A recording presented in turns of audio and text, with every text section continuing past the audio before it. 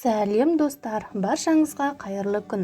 Пайдалы кеңестер арнасына қош келдіңіздер.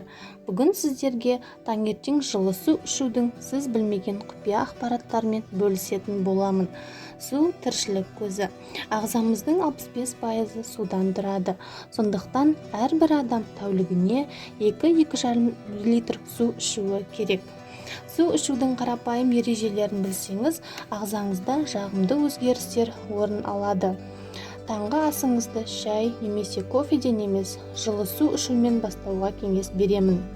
Таңғы астан 20-30 минут бұрын 40-50 градус температурадағы ыстық су ішіңіз.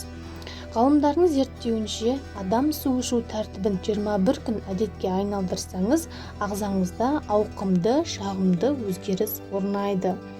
Жылы суға лимон сығындысын немесе бал қосып ішуге де болады.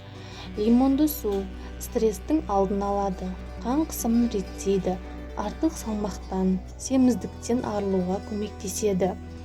Ал балды су ағзаны тазалайды, ас қорыту жолдарын жақсартады, бауырды қалыпқа келтіреді.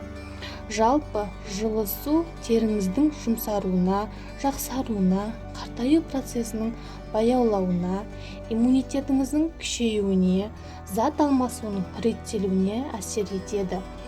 Ағза тазарады, асқазан ішек жолдарының қызметі реттеліп, іш қатуының алдын алады. Шаш пен тырнақтың сынғыштығын болдырмайды. Бүйрек тас ауруының алдын алады. Зәр шығару жүйесінде жақсы өзгерістер орнайды. Сүйек және бұлшықет жұмысының қызметі күшейеді. Жүрек қан тамыр жүйесінің қызметі реттеліп, артериялық қан қысымы төмендейді. Қан сұйылып, қан айналымы күшейіп, миға оттегінің келуі жақсарады.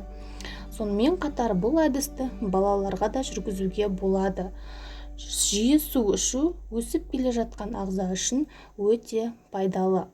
Ақпарат ұнаса, лайк басып, комментарий қалдырып, арнама тіркеліңіз.